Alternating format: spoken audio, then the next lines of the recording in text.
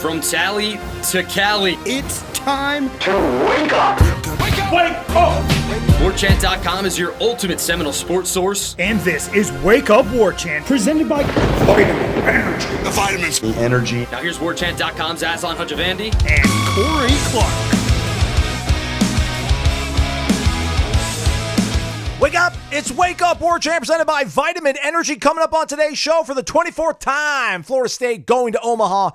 Will it be different at the College World Series for the Noles? And Michael Langston talks recruiting, tries to convince me that Florida State's going to go into Alabama and get one of the best pass rushers in the country. Let's see if it works out. Wake Up Warchant presented by Vitamin Energy. VitaminEnergy.com. Promo code Warchant. BOGO. Warchant, B-O-G-O. Buy one, get one free. Not 25% off, not 50% off. Buy one, get one free, everybody. Warchant, BOGO, the promo code. World's first clinically tested, clinically proven energy shot, 260 milligrams, all natural caffeine, no sugar, but vitamins and nutrients. It's awesome. One bottle, not even 2 ounces. Delicious, energizing, all you could want. VitaminEnergy.com. Warchant.com, your ultimate Seminole sports source. Some would say all you could ever want for Florida State coverage. Go check it out. FSU won, everybody. Keep trying it. Pretty sure it's still working. 2 months. $1 American. 2 months, $1 American. Full premium access, warchant.com. And you can hop onto the On3 message boards. You can check out the Florida board, the Miami board, Ohio State.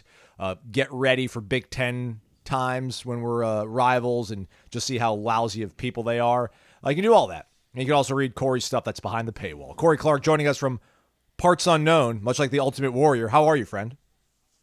I'm good, buddy, and parts are known. I'm in Biloxi, Mississippi. Beautiful Biloxi, especially this time of year. I'm here for a couple days, and I just won a lot of money, which never happens, so I'm pretty excited. Nice. Noles going to Omaha. Corey up big. He's also, I don't know, I don't have my phone in front of me. It's charging, but I will brag on America's favorite nephew, Brady Clark.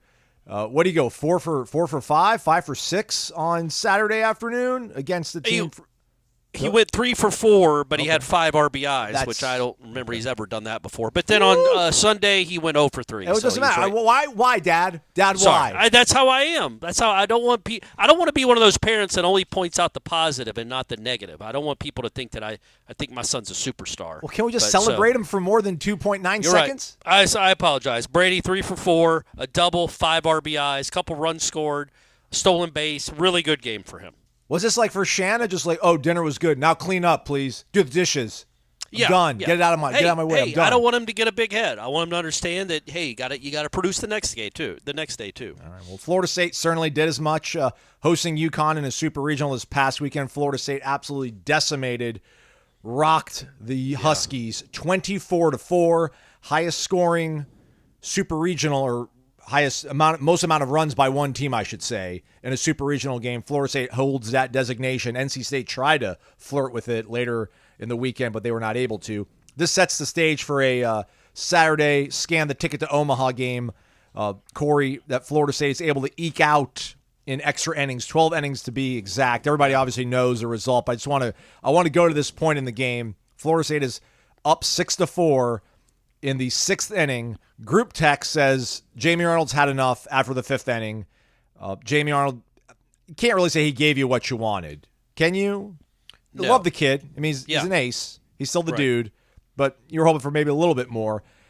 He comes out there to start the 6th inning and then promptly shows that Corey was right and I was wrong, and they probably should not have let him go out there in the 6th inning.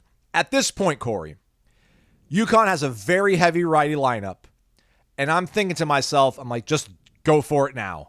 Bring in Connor Whitaker. You're up by 2 runs. You need what? 6, 7, 8, 9. So you need what? 12 more outs? I think you needed 11 more outs because Jamie had gotten you 1 in the 6th. So you needed 11 more outs, yeah.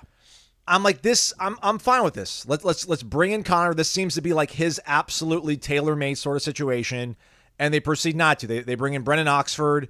Oxford gets roughed up to the tune of a bases-clearing double that brought this game back into hanging in the balance. Later on in the game, they bring on Connor Holtz, who we like here on the program, but again, another left-handed arm.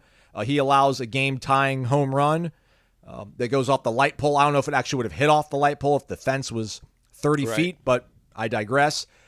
And then this game, I guess you can say what, Corey, once the ninth inning started, it kind of became, or actually the 10th inning, right? Because that's when they brought Whitaker in, because they brought in.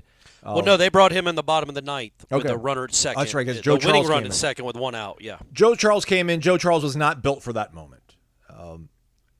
Hopefully Omaha treats him a little bit better. He got out of a bases-loaded jam. Now, he was part of the creation of that jam, but he got the kid to fly to right to get out of the jam in that would have been the 8th inning, yeah. So he got out of that. It was Holtz that came in and gave up the tying home run. Went out of order on that. I apologize. So at this point, though, I was stunned. Like 30 minutes prior, I'm like, bring in Connor Whitaker. Then when it's the 9th inning, I'm like, what is he doing? Explain to me what you think he was doing that ultimately worked out. Well, the one, and look, we need to celebrate Link because this is incredible what he's done. For sure. This turnaround has been great. He's very good at what he does. It was a little peculiar that if you were willing to pitch Whitaker in the 9th, why wouldn't he have just started the inning? Why have Holtz come in at all? And I know you could look at it and say it was two lefties in the lineup, but it's like, all right, but you knew they were going to pinch hit that big fat kid. Sorry, the chubby kid who had 18 hits on the year, but 8 were home runs, and he's a righty. So when you bring in a lefty curveball specialist and he's pinch hitting for a kid that's 0 for 4 with 4 strikeouts, you know that that lefty's not going to face you. So it's either. Do you want Connor Whitaker pitching to a lefty that's 0 for 4, or do you want Connor Holtz pitching to this big kid that when he hits the ball, hits it out of the yard? And that's hindsight. I get it. He had a 2-strike count on the kid, but odd decision. But in hindsight, obviously a great decision. And we don't need to get in the weeds too much on the baseball decisions itself, but more just generalities on what a great season this is and what a great accomplishment that is. Because, man, Connor Whitaker, dude, it was James Tibbs's game. It'll always be known as the Tibbs game, but I hope Whitaker's always an asterisk there, because that was a remarkable performance from a guy that hadn't been healthy, that was just ramping back up. He fought his way back. He's clearly he's not 100% still, but he fought his way back to get back into on the mound for his team. And then he goes up and gets, I think he got 11 outs, 12 outs, kept him in the game in the 9th, 10th, and 11th, and then saved it in the 12th. And we weren't sure he was going to pitch again. So for him to come back when he was out for 2 months and get the most important outs of the season, it was really cool. A veteran guy that had lived through some awful seasons and has been a starter and reliever and everything in between, which I guess isn't much. But he's been kind of a closer type guy. He's been a setup guy. He's been a starter. For him to come in and get those outs says a lot about him. And it also says a lot about Link. Like, he was going for it. Yeah. Because I don't know what they would have done on Sunday if Connor Whitaker had gone in, like, let's say the 12th inning and given up a 3-run homer and they walk it off and he's thrown 50 pitches. I don't know what you do on Sunday, but Link went for it in that moment, which credit to him, man. Yeah. I feel like at that moment when they brought in Connor Whitaker, they're like, all right, game 3 has started.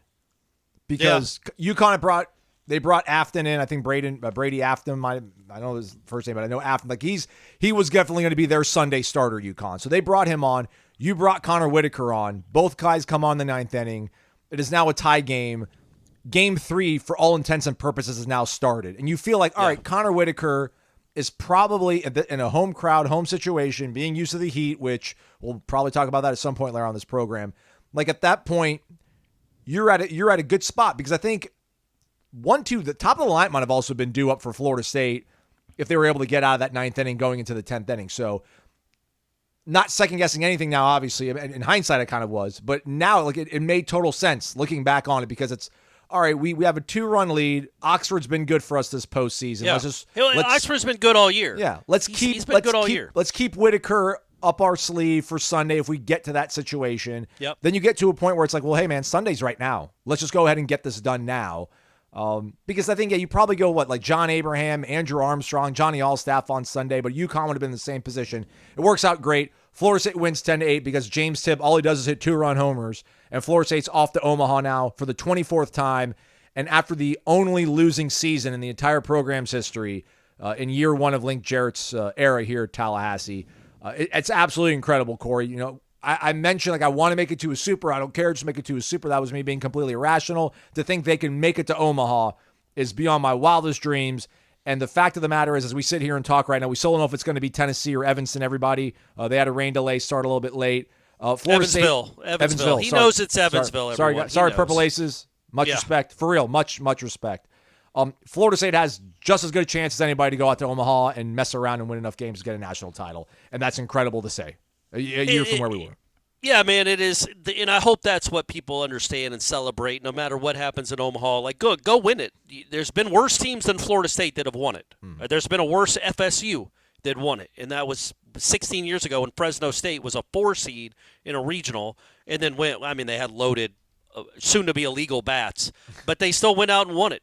I remember watching the game. Was it game 1? They were playing Georgia in the championship series when Brady was 2 days old in the hospital. Aww. I had to take him back for jaundice. So I had to sit with him that night so Shannon could get some real sleep. So I was in the hospital room with him that night. That was not a great night. He did not like being under that light. He couldn't be like bundled up, so he was crying because he was cold. It was awful. But I watched the FSU Georgia game, and it was also the same night that I texted my buddy. The other FSU. The Fresno State, yeah. And I texted my buddy that same night and said, hey, they're doing Who Wants to Be a Millionaire movie auditions tomorrow at 9 a.m. at this mall near your house, man. I saw it online. He was asleep. I called him 5 times, and I left him voicemails, and I texted him. I'm like, dude, when you wake up, you need to quit. You need to not go to work, and you need to go to these auditions and see if you can get on the show. And he did, and he won $250,000. Look at that. All that happened around Fresno State. Fresno State beating Georgia. So Coastal Carolina's won it. Fresno State's won it. Like, there have been worse teams than this Florida State team. They obviously have some deficiencies. You say they have two guys in the bullpen now, if Whitaker counts, that you really depend on, right? Like, that was the thing. Like, I didn't like bringing Arnold out only because he was at like 100 and something pitches, like 108. He ended up throwing 121. But it's not like Jamie Arnold on pitch 118. You have some surefire, better options in the bullpen. Right. You just, because of injuries and some stuff, you just don't have a lot of great options in the bullpen. That is a weakness. It's been a weakness all season. It'll be a weakness in Omaha. But, man, what a fun team. What a fun season. Mm-hmm. James Tibbs, it's so cool he got that moment. It's just so cool. I was thinking about that. Like, Buster Posey got a moment like that. Buster Posey hit in the Game 3 of the Supers against Wichita State, hit like the game-sealing home run off the scoreboard in his last at-bat at Hauser. J.D. Drew didn't get a moment like that. I think D.J. Stewart hit a couple home runs in his in winning a regional at Hauser, in his final games at Hauser. But not a lot of the all-time greats have a moment like that that'll always be remembered. J.D. Drew didn't. He lost in his last game at Hauser. So for James Tibbs to get a moment like that, man, it's just really cool because he is one of the all-time greats. There's no denying it. And how about my man going 0 for 9 in the regionals and then doing what he did in the Supers? Yep. That's just all-time great stuff. It'll always be remembered, and that was really cool to watch. And I know it was hot as Hades at Hauser, but, man, the crowd was great, and he got that's so cool for him in his final game at Hauser, we assume, to have a moment like that and to have a crowd like that behind him supporting him was really neat.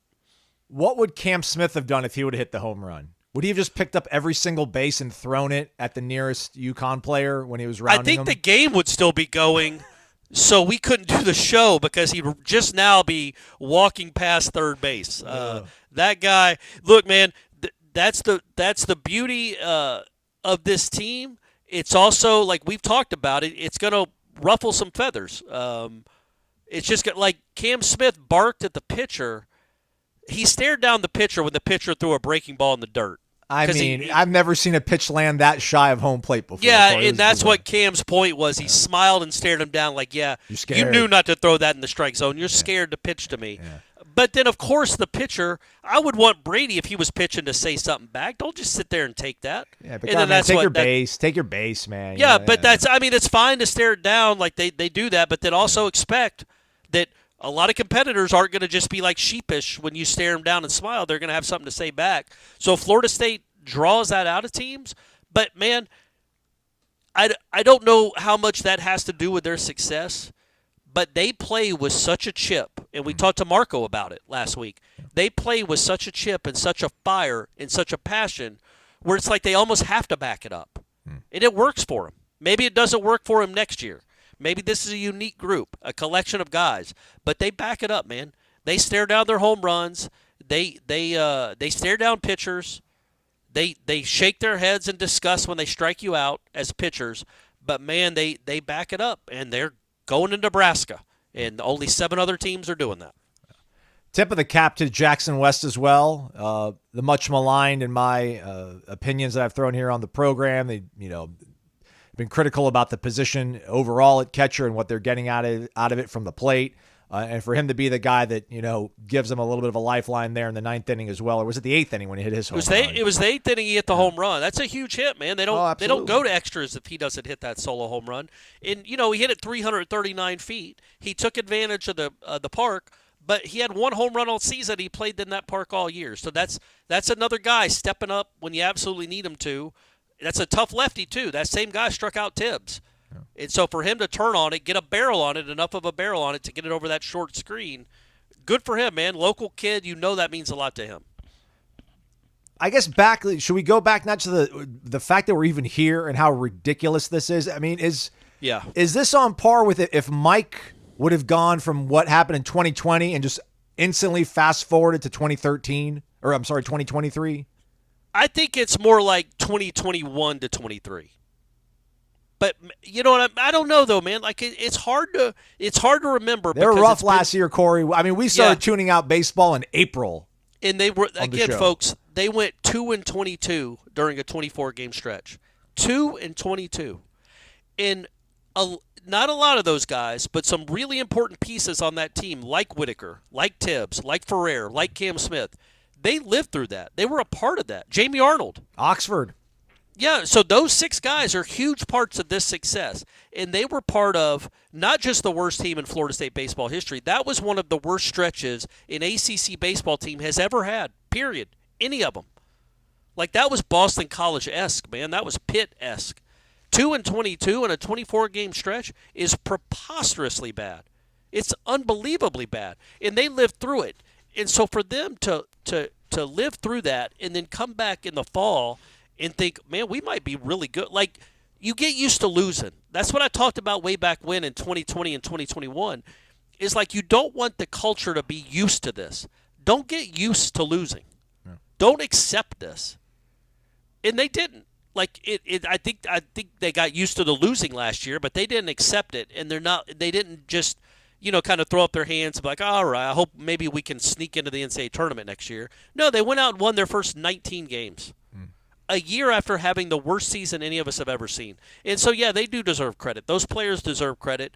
Obviously, the coaching staff brought in 26 new guys, some really key parts, key components. But those guys I mentioned, Jamie Arnold's your best pitcher. Brennan Oxford's your best reliever. Probably your 3 best hitters are Ferrer, Cam Smith, and Tibbs. Mm-hmm. You throw Marco in there, but those 3 are the core. That's the key. They all lived through it last year, and they all came. This was not a completely new team. This was like Jordan Travis living through 20 and 21 and then coming out the other side and winning 19 games in a row. It's not to that scale because baseball isn't as important as football. But it would be like, honestly, if the basketball team this year had reached the Final Four after what happened last year. And they came really close, Aslan. They came really close. A couple threes here and there. By the way, before we forget, we do need to mention it. Jameer Watkins is back. He's back. That's big news. That's great news. Don't know how it happened. Don't know any of the machinations behind the scenes. But you do have coming back one of the best players in the ACC. So you have a fighting chance at something maybe. Yeah. Maybe they told him, look, you're going to play 38 minutes as long as you stay out of foul trouble, and you can shoot every time. You can go break George McLeod's scoring record if you want. Please come back. But whatever it took, he came back. So now you're not going to be an abject failure like we thought you were going to be when you had no players. So you got your best player back. That's a big deal. For whatever reason, I can't remember being too anxious watching really a lot of football games since I've been working this job. For whatever reason, I guess football is just easier for me to try to pretend I'm some sort of professional. I need to be objective, and I'm no longer a fan. I need to check all that before I get into the stadium. But with baseball, there's still part of it in me because I just think like getting it, just winning one, like just to win one would be so incredible. I feel like because I just remember being a student, just going to some of these games with my friends, talking about it even after we graduated. And then when some of the things started happening on Saturday, now they absolutely blew the doors off UConn. It was like 24-4. I'm talking in the group text about when should we go to Omaha. Corey, when are you going to leave? Are you taking Brady with you? I'm probably going to fly. I'm making all the plans. And then Saturday starts kind of slowly unfolding. You see the errors start rearing out of nowhere almost. Like it almost seemed like Drew Farrell was going to develop the yips that day. Before his error, I think the last out of the inning before he had his error, his throw to Daniel Cantu was almost wide of the bag. But thankfully Cantu's like 6'4", and he was able to put the squeeze on it. But Lodi's has a bad error. I think that was in the first inning that led to some runs. Yes. First kid of the game. The pesky leadoff hitter that fouled off like 7 pitches in a row. Yeah. Jamie finally got him to ground out, and then Lodi spoots it, and you're like, okay, here you go. Yeah. And then 2 batters later, the kid hits a pop-up on a double steal that would have been a triple play. Yeah. Literally would have been a triple play if it had been hit 2 feet shorter. Yeah. But instead it lands in the outfield, and they end up scoring. That's baseball. It's so goofy. It's such a goofy sport. But, later on, Farrell has an error. Later on, Cam Smith bobbles a ball. And I think they could have probably had like a 5-4-3 double play, but ends up just getting the lead runner out.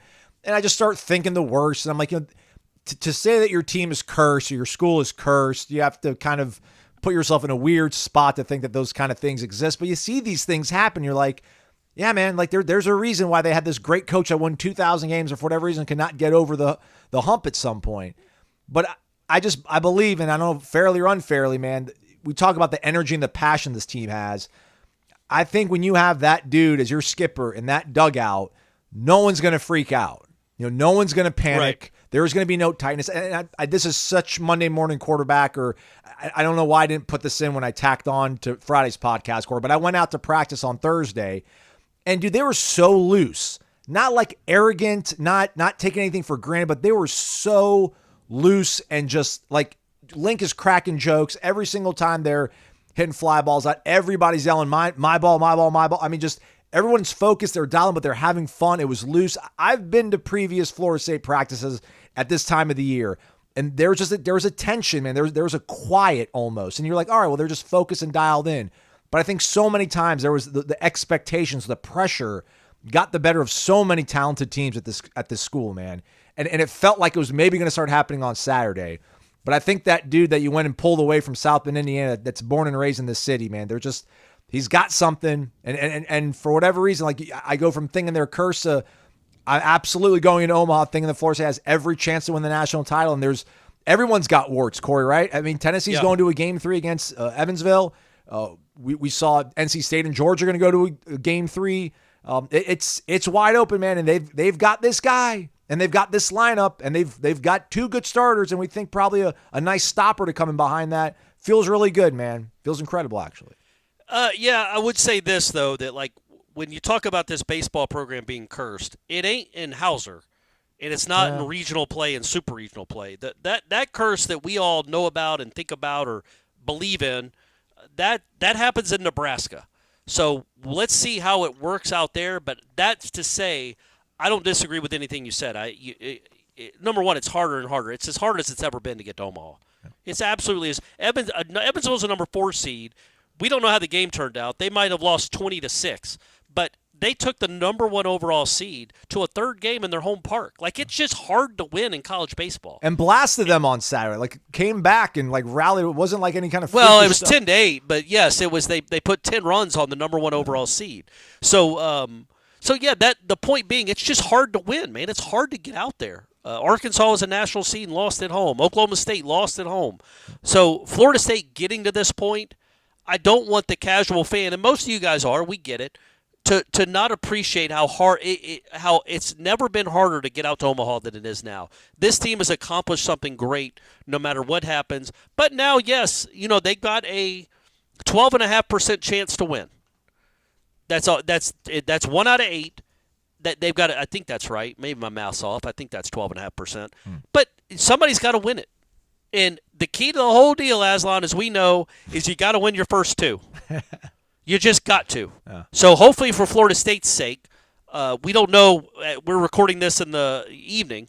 Evansville pulled the stunner of all time, and that's who Florida State is playing in the first game in Omaha. It's probably going to be Tennessee, which if it was Evansville, you might think about starting Dorsey, and then you could save Arnold for, you hope, a second game. Maybe you think about that. But you're going to be pitching. You've got to pitch Jamie Arnold in the first game. No matter who the opponent is. No matter who it is. Okay. Probably. Almost certainly. Because the only way you're getting to the championship series, you've got to win the first two games. Yeah. And you can't win the second game. You can't win the game in the winner's bracket until you get to the winner's bracket. I don't think you get to the winner's bracket if Jamie Arnold isn't pitching against Tennessee or Evansville or whatever. You don't want to save Jamie Arnold for an elimination game. Because if you lose the first game, I just think the way this team is constructed with the limited options pitching-wise, you're not going to storm back and win, what would that be, 4 in a row to get to the champion? You're just not going to do that. Jamie's would only be able to pitch once probably in that stretch. So, okay, he staves off elimination for an extra day, but you're not winning. You got to win the first game. This program has not won 2 games in a row, the first 2 games out there, in 40 years. If they can do it, then you really start to believe that this thing is different. But either way, this program is back, man. It's really cool that it's back. It's back. You've got I don't think I'm being hyperbolic, man. I think you might have, and I've said this before, you might just have the best baseball coach in the country. To win at Notre Dame the way he did, to almost beat Mississippi State in a super there, to then beat Tennessee in a super there to get to Omaha, at Notre Dame, and then, yes, it's Florida State, but we all saw what the Florida State program he took over. And then a year and a half after he's taken this job, or 2, whatever it's been, 2 years, he's in Omaha again. Yeah. Come on, man. This guy is the truth. He is the real deal. I don't know why they don't do this in baseball anymore.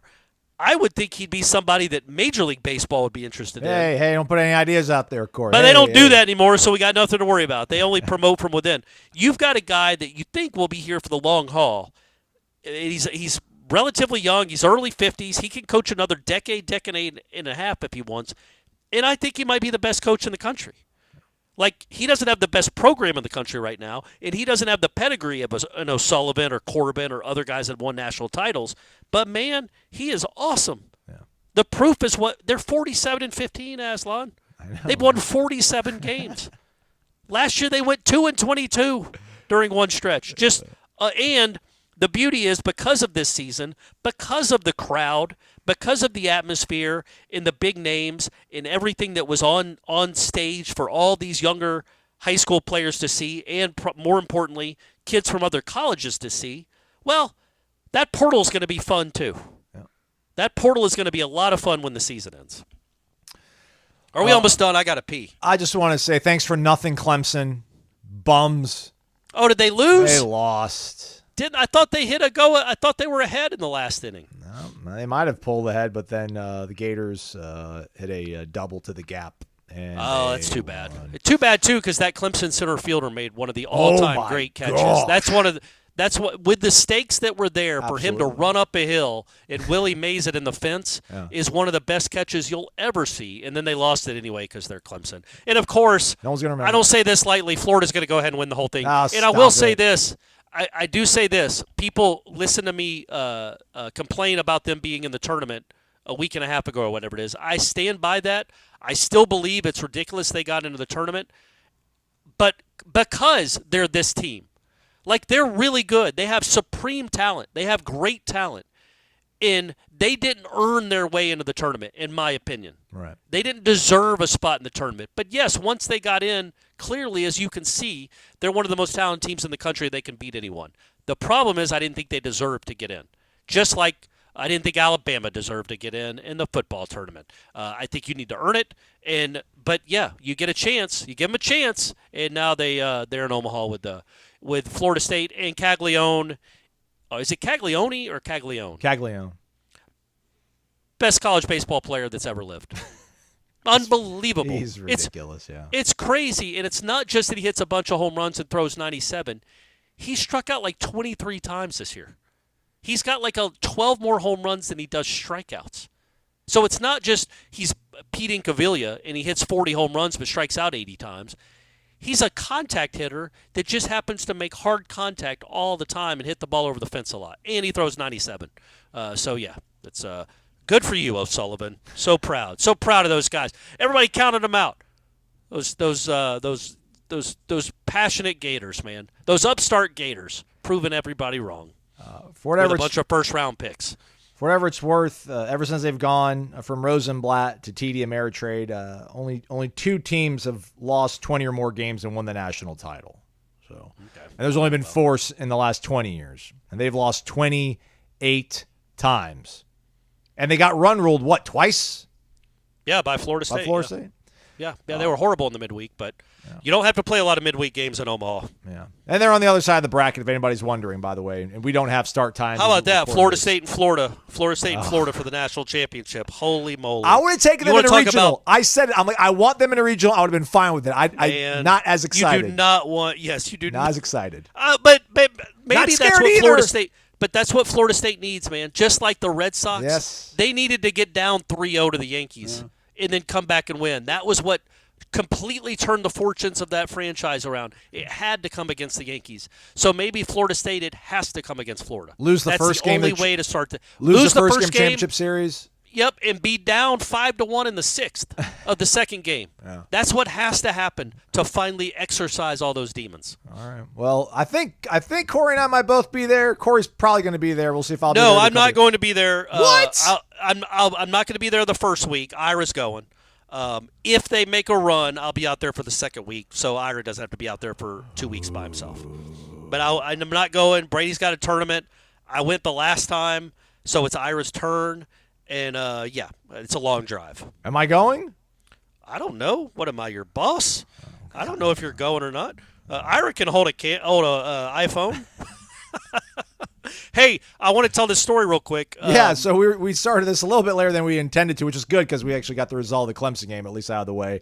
I think a lot of people listening to this have. By the way, Corner Pocket's awesome. Go visit.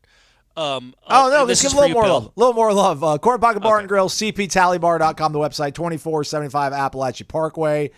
Go grab a burger. High-end, high-quality, half-pound, all-black Angus beef burger. Side dish of your choice, only $8.99. What a great way to start the week. The Noles head to Omaha for that lunch special, 11 a.m. to 3 p.m. at Corner Pocket Bar and Grill. And if you're not going to Omaha, that'd be a good place to watch the Noles. A really good place to watch the Noles. So anyway, I'm in Biloxi at a casino.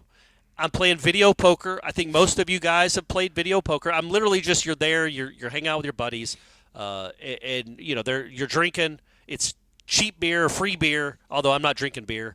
Anyway, so I'm playing, and I'm not even. I've had one drink, so this has just started. I just got to Biloxi. We're playing video poker, and I put $100 in. I'm playing $3 bets, so not the lightest, but not the heaviest either. Jacks are better. I know this is some people don't know what I'm talking about, but most of you do that if you've been in a casino. Anyway, I lose probably, Aslan, I would guess literally like 15 out of 17. And that's hard to do when jacks are better. All you're trying to do is get a pair, and you at least make your money back. I literally lost like 15 out of 17 hands, so I went from $100 to $20 with $3 bets. So I knew we had to record the show. I only had $20 left. I tell my buddy, I'm like, all right, I got to go head up. Let me go. I'm gonna bet this last $20. I'm gonna leave. And so the max you could bet is $10. And I switched the game up to something called double bonus poker. I just switched the game up, and I literally hit deal. That's how I max bet it at $2. So 5 times that's $10 bet. I max bet it, and I get dealt 2, 2, 2, 2 ace. Which paid me $1,600. Let's go! On a $10 bet. Let's on go! A $10 bet. And then I had to wait 45 minutes for the attendant to come, take my tax information, my social security number, go back and get the cash, take the state taxes portion of it out. It took her it was like a 40-minute ordeal. The music played for 10 minutes for 10 minutes, and then she finally came back because I was like, hey, I was telling the bartender, I'm like, I kind of got to go, man. And my buddies were like, well, you're staying right here, man, because she's coming back with $1,600. You don't need – I'm like, I know. I wish she'd hurry up. And then, so I won $1,600 on a $10 bet, and that never happens to me. I've won some nice things at a horse track before. Yeah. I've never won anything like that at a casino. I never hit the slots. I never win at blackjack ever because I'm convinced there's some ruse they're running us where the dealer always hits 21. I hate blackjack, but I won $1,600 on a $10 bet, and only because I had this podcast to come up and record. Otherwise, I would have never made that $10 bet. Thank all the people out there, Corey. Yep. Thank you guys for being such big fans that I had to come up, buzzed, and record a podcast on a Sunday evening for you folks. You guys are the best. What's up, everybody? It's Wake Up Warchant, presented by Vitamin Energy. It's also maybe a breakout video on YouTube, everybody. All you recruitniks, you obsessive, put it in my veins. Need more recruiting. Michael Langston's here to set the stage, everybody. Again, use the promo code FSU1. I think that gets you 2 months of premium access for only $1. Michael Langston here.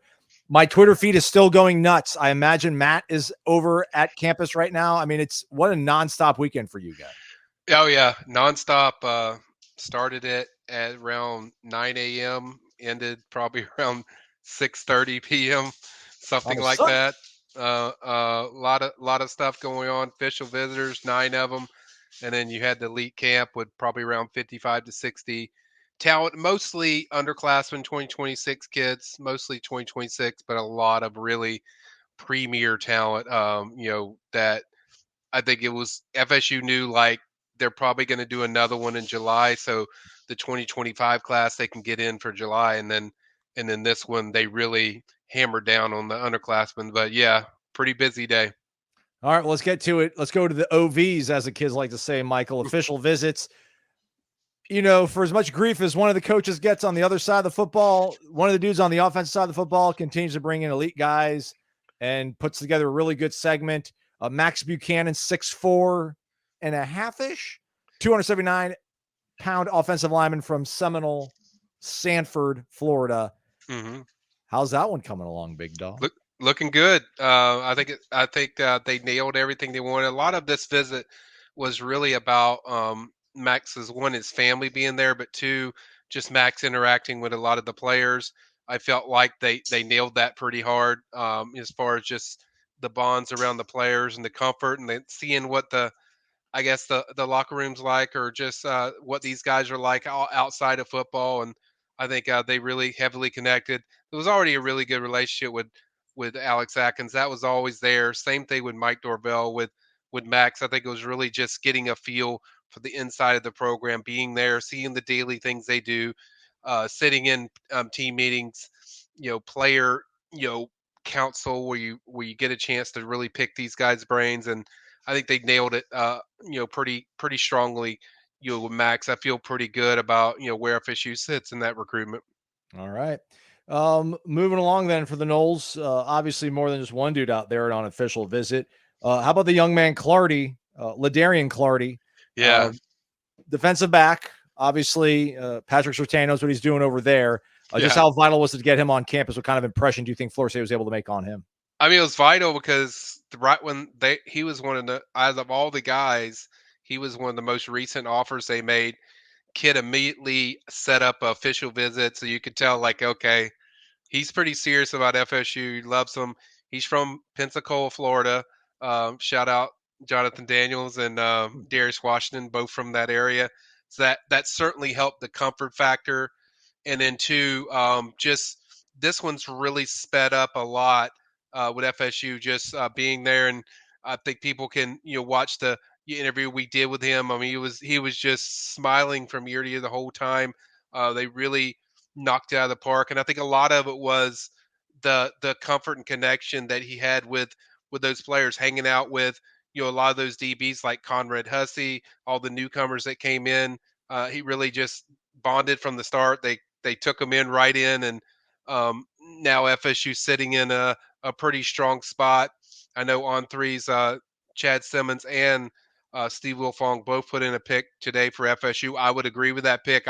I've been out there all day, so I hadn't had a chance to make a pick, but I'm pretty confident I will also follow suit with a pick in there based on.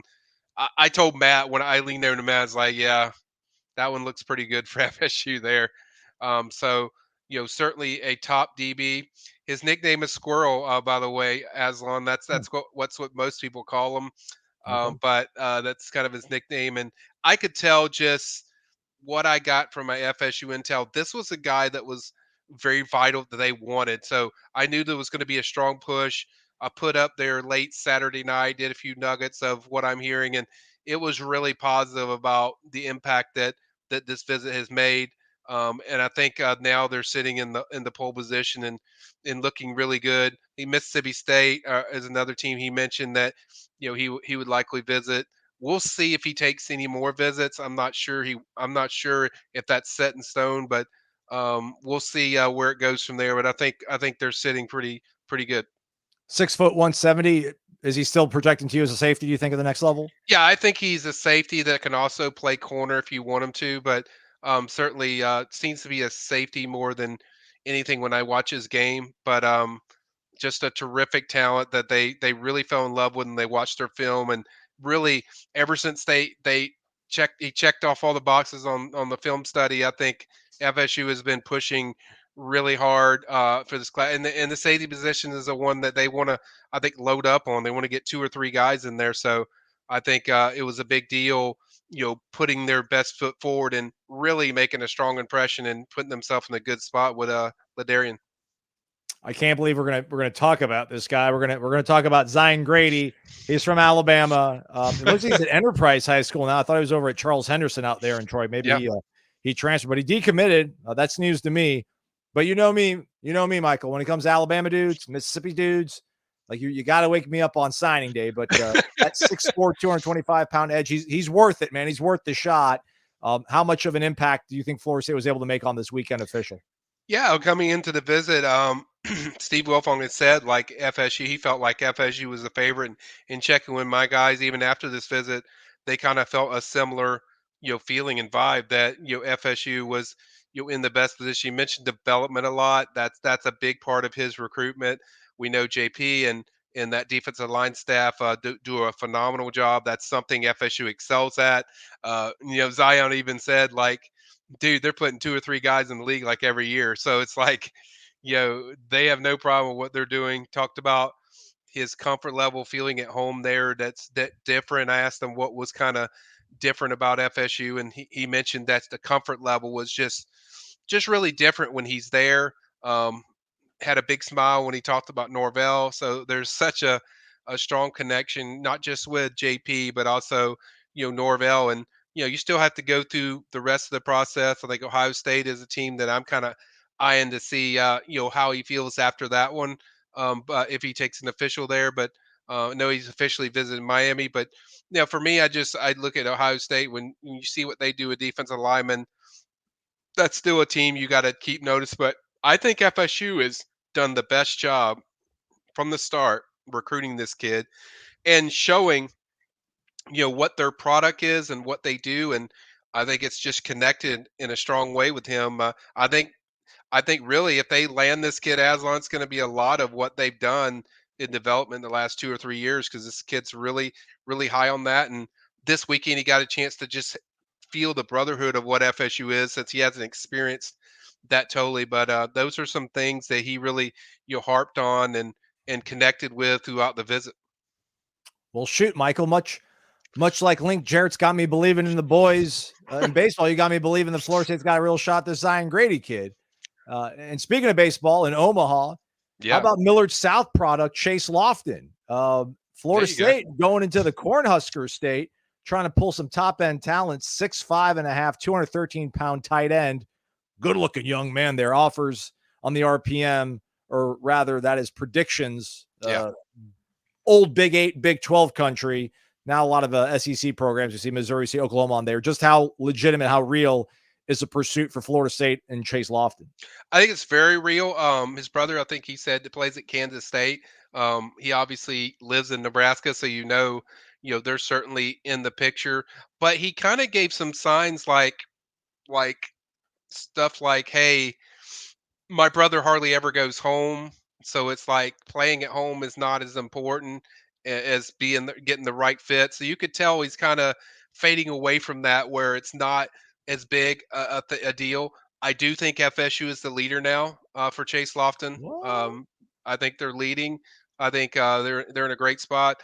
Our Steve Wilfong from On3 also reported that he felt FSU was the leader. So that's certainly the one for that one. This weekend, Aslan, I wasn't really focused so much on what he saw, but what mom saw, what the family saw, because when you're going that far away from Nebraska to Tallahassee, Florida, I think that was the real key for me, and I think they nailed it with the family. Family loved it. There was a connection where they felt like, okay, we're comfortable if he went here. If he went here, we could check off on that and sell off on that and say, hey, we feel good here. But we'll see what happens for the rest of the official visits. It does seem like he mentioned that he wants to decide. I think he said either June or early July. So it feels like that one's coming soon. And I know from an FSU side perspective, I do think they feel good about, really solid about how things developed throughout the weekend with Chase and their recruitment of him. So some pretty good news already for FSU from these official visits. All right, the Noles already got Cromenhawk in the fold. What about Chroma? What about our guy Big Osmain? What do we think about that one, Michael? I'll be honest, I was shocked how much he liked it and how much I was hearing good things about the visit, because I had already FSU started fading away.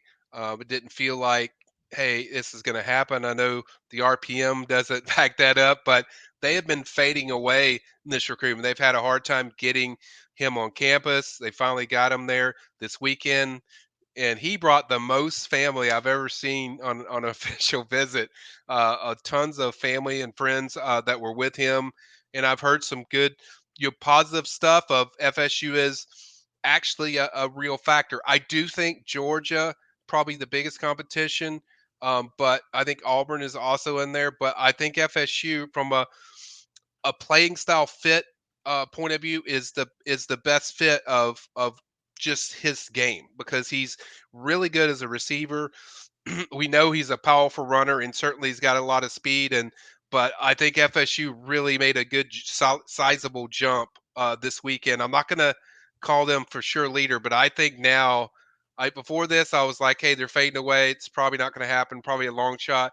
But after this visit, I would say now they're back strongly into the mix, into the picture. So they're going to be a heavy player for Usman and the rest of the way. And he plans to come back for another a game or something, that effect. And then just did an unbelievable job, just not just showing him the fit, but also their VR program that really jumped out to him. Just strength and conditioning stuff they do with storms, and a lot of different factors that maybe not people think about on a visit that really just connected with him. But just also the feeling he gets when he's around the staff is, as Usman said, it's different when he's here, and the feeling he gets. So we'll see if they can keep the momentum going. I'm not gonna chalk up like, hey, they're strongly gonna pull it out.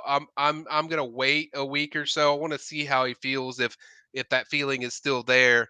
For me to say, hey, they're one of the top schools and favorites. But they made a major push and major strides this weekend with Usman. There's no doubt.